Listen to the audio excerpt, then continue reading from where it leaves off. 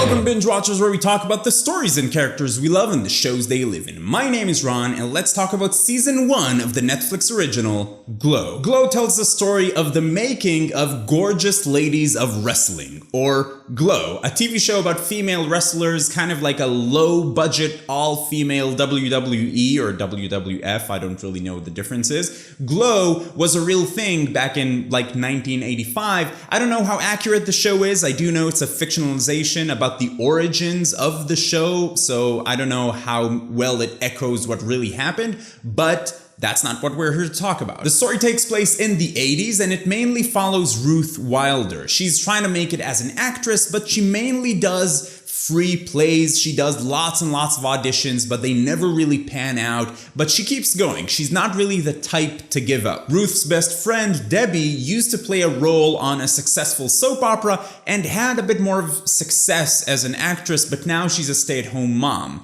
While Ruth and Debbie are best friends, something happens to separate them. There's a big fight, there's a crisis in their relationship, and they pretty much go their separate ways. Ruth eventually auditions for Glow, the wrestling show, and after a chain of entertaining but intense events, Ruth and Debbie get into a situation where they have to work together, or at least try to work together on the show. Glow is not just about Ruth and Debbie and their relationship. The focus is about the wrestling show and the women who participated and how they all try to make this thing work, and of course they all have their own personal stories. The story is just told from Ruth's perspective, and she also has to deal with the whole Debbie situation. This is a super quick watch, 10 episodes, about 30 minutes each. It's a fun, quick watch. For the first half of the season, my issue was that not a whole lot happens in each episode, so the episodes were fun and went by fast, and Alison Brie does a really good job, but the story didn't really go anywhere for a few episodes. The show gets moving when Glow becomes a thing. That's where things pick up,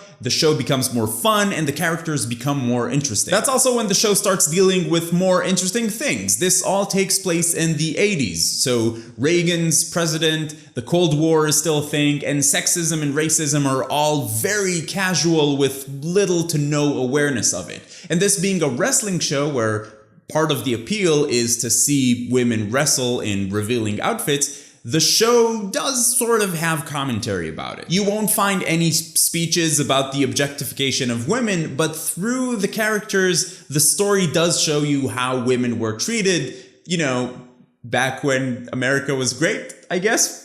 Sorry, I should not have taken it there. But the character used for this mainly is the director of Glow, whose whole thing is he's not a bad guy, he's just a drunk and incredibly sexist. This is not at all a preachy show. It's a fun, interesting story, and I feel that they handle all that kind of stuff pretty well. Something weird that this show tries to do is that they try to sell us on Ruth being like plain and real being like not TV pretty. She's often portrayed as the ugly one or the one that no one should want.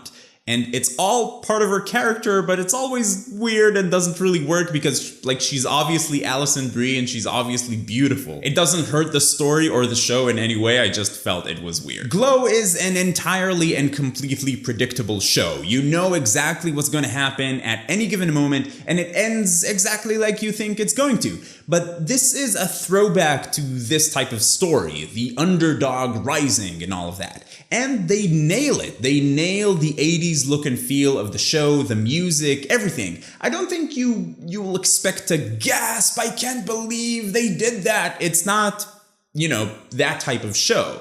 I really liked that this show is not ironic. It's not a parody of the 80s and this type of story. It is one. They use music, for example, in the same way they did in movies made in the 80s, but the show didn't feel cheesy to me. The performances were really good. Alison Brie especially is fantastic in this show. And even though the story is predictable, it's still fun and engaging to go through this journey with these characters. So, I mean, bottom line, should you watch it? I had a lot of fun with Glow. It's a quick show to watch over the weekend. I feel that they pulled off exactly what they were going for, much like Stranger Things did. I'm not saying that this show is as good as Stranger Things. These are not really comparable shows. They're very different. I'm just saying that both of these shows successfully did the thing that they set out to do. What about you? Have you watched season 1 of Glow? What were your thoughts about it? Let me know in the comments down below, and also let me know if you're a wrestling fan, and if you are, then what's your favorite thing about it? If you like this video, please give it a thumbs up. It really helps out a lot. You can find me on Twitter and TV Time and Instagram, and you can also feel free to join our Discord server where we chat and talk about TV, and it's a really good time. And if you're finding binge watchers for the first time, welcome. I'd like to invite you to join the binge watchers community. Come talk about TV with us. It's a lot of fun. Subscribe to the channel. But in any case, keep binging, and I'll see you in the ring.